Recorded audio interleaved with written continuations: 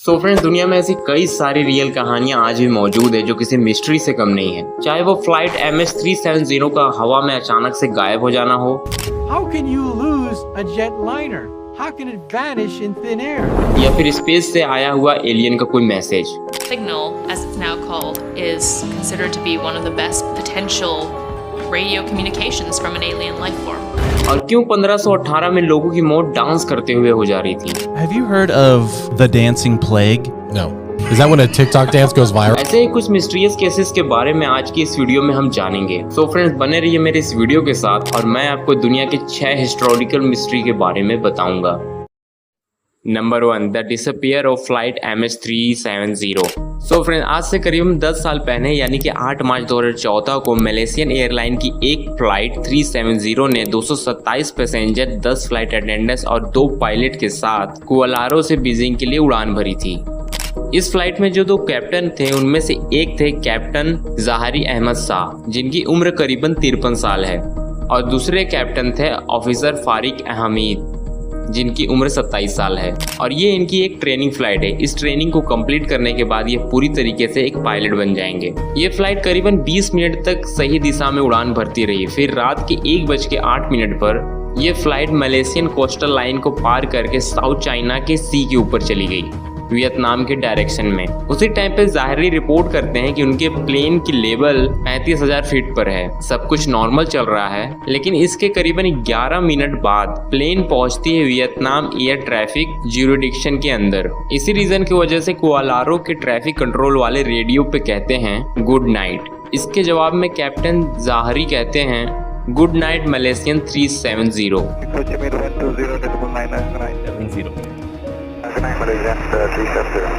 सुनने में ये सब काफी नॉर्मल लगता है और इस टाइम तक है भी, लेकिन ये जो शब्द हैं कैप्टन ज़ाहरी के आखिरी शब्द थे जो उससे सुनने को मिले थे। इसके बाद आज तक इस फ्लाइट का कोई भी अता पता नहीं चला और ये घटना बन गई एक बहुत बड़ी mystery. Breaking news tonight, a Malaysia Airlines flight MH370 Flight MH370 disappeared en route to Beijing. 70 ended in the southern Indian Ocean. लेकिन ये कैसे हो सकता है कि एक इतनी बड़ी प्लेन जिस पे टोटल 239 लोग मौजूद हों वो अचानक से गायब हो जाए? इस प्लेन के गायब हो जाने के बाद कुआलारो के एयर ट्रैफिक वालों ने इसे नोटिस नहीं किया। उन्हें लगा कि हो सकता है कि प्लेन हमारे रेडार से बाहर चला गया हो और वियतनाम एयर स्पेस के अंदर चला गया हो, तो उनके हिसाब से ये कुछ भी अनयूजुअल नहीं है।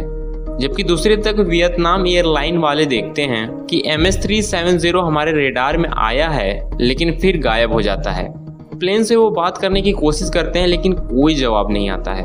बार बार कोशिश करने के 18 मिनट बाद वियतनाम एयरलाइन वाले कुआलारो को बता देते हैं कि MS-370 अचानक से गायब हो गया है। फिर करीबन 4 घंटे बाद सर्च टीम को भेजा जाता है इस प्लेन को ढूंढने के लिए, लेकिन उन्हें कुछ भी नहीं मिलता है। इन सब के बाद कई सालों तक और सर्च ऑपरेशन किए जाते हैं, लेकिन प्लेन का आज तक कुछ भी अता पता नहीं चला है। और ये मिस्ट्री आज भी एक मिस्ट्री है कि इस प्लेन के साथ हुआ क्या।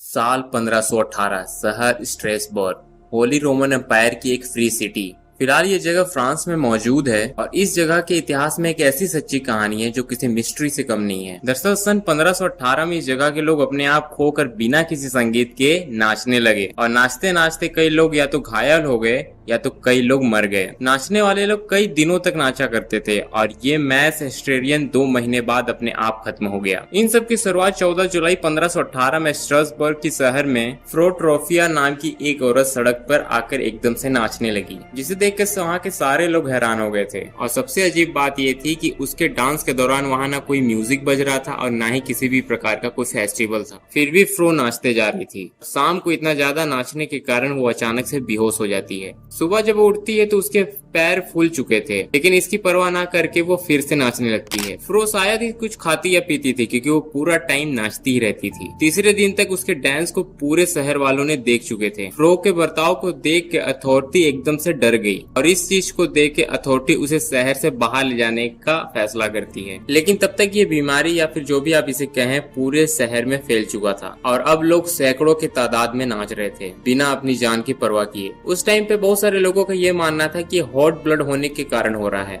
और कुछ लोगों का ये कहना था कि ये गॉड का गुस्सा है वहाँ के लोगों पर। लेकिन सच तो ये है कि कोई भी नहीं जानता था कि इस महामारी का असल रीजन क्या है, और ये मिस्ट्री आज भी एक मिस्ट्री है कि आखिर वहाँ के लोग अचानक से क्यों डांस कर रहे थे। Number 3, the lost colony of Roanoke. 16th century की शुरुआत में यूरोपियन पावर अपने क्षेत्र को बढ़ाने के लिए नई जगह की खोज कर रहे थे। सन 1587 में सर वॉल्टर रैलीज, जो कि एक एक्सप्लोरर थे, उन्होंने आबादी को बसाने के लिए एक नई जगह की खोज की। उस जगह का नाम रखा रोनोको, जो कि आज के टाइम में नॉर्थ कैरोलिन में मौजूद है। इसके बाद जॉन वाइट नाम के एक शख्स के लीडरशिप में इस जगह पे टोटल 115 लोगों को लाया गया और यहीं पे बसाया गया। बाद में जॉन वाइट कुछ काम की वजह से इस आइलैंड से चले गए, लेकिन वो अपने पॉलिटिक के कामों में इतना ज्यादा उलझ गए थे जिसके कारण वो 3 साल तक इस आइलैंड पे नहीं लौट पाए। लेकिन फिर 1590 में जॉन इस आइलैंड पे लौटते हैं तो वो देखते हैं कि इस आइलैंड पे पूरी की पूरी कॉलोनी ही गायब है जो उन्होंने खुद बसाई थी। बाद में इस जगह को ठीक तरीके से जांचा गया तो पता चला कि यहाँ किसी भी तरीके की कोई भी लड़ाई नहीं हुई है, ना ही यहाँ किसी मरे हुए इंसान की लाश है। बस्ती के पूरे लोग गायब थे और जॉन के पास सबूत के रूप में सिर्फ 2 चीजें मौजूद थी। पहला एक लकड़ी का टड्ढा जिसपे कैरेटोन लिखा हुआ है और दूसरा एक पेड़ जिसपे CRO लिखा हुआ है। इस जगह को लेके आज के टाइम पे बहुत सारी थ्योरी और कॉन्स्पेरी थ्योरी मौजूद है। कुछ लोगों का कहना है कि वो अपने आप ही कहीं चले गए, तो कुछ का कहना है कि एलियंस उन्हें ले गए, और किसी किसी का तो ये भी कहना है कि किसी इविल स्पिरिट ने उन्हें मार दिया। लेकिन ये सारी चीजें सिर्फ थ्योरी और कॉन्स्पेरी थ्योरी हैं। जिन लोगों ने भी इन सारी बातों को कहा है उनके पास इनको लेके कोई भी पुख्ता सबूत नहीं है। लेकिन अब सवाल उठता है कि उस सारे लोग आखिर गए तो गए कहाँ, तो इसका जवाब किसी को भी नहीं पता है। Remains this mystery that's at the very heart of the origin of our nation. People remain fascinated by Roanoke because we know so little about it. Number 4, white manuscript. ये एक ऐसी मैन्युस्क्रिप्ट है जो किसी मिस्ट्री से कम नहीं है। इसे लगभग 1500 या 1600 के बीच में बनाया गया था। इसके अंदर ऐसी भाषा और ऐसी चित्रकला मौजूद है जो सदियों की जांच के बाद भी बहुत बड़ी मिस्ट्री है। क्रिप्टोलॉजिस्ट का कहना है कि इस मैन्युस्क्रिप्ट को जिस भी भाषा में लिखा गया है उसमें वो सारी चीजें मौजूद हैं जो एक भाषा में होनी चाहिए, सिवाय एक चीज के। इस किताब को 1912 में एक ऐसे बुक डीलर ने खरीदा जिसका खुद का नाम वॉइच है और इस मैन्युस्क्रिप्ट के नाम भी वॉइच है। इस मैन्युस्क्रिप्ट को लिखा क्यों गया है, इसकी उत्पत्ति क्या हुई है और इसका रीजन क्या है, ये सारी बातें अभी अननोन है। इस किताब के अंदर आपको अजीबोगरीब तरीके के पौधे, सेलेस्टियल्स, डायग्राम और अजीब तरह के दिखने वाले इंसान मिलेंगे, लेकिन इन सब चीजों का क्या मतलब है ये किसी को भी नहीं पता है। लेकिन इन फ्यूचर अगर इसके बारे में कुछ भी पता चला तो मैं आपको जरूर बताऊंगा।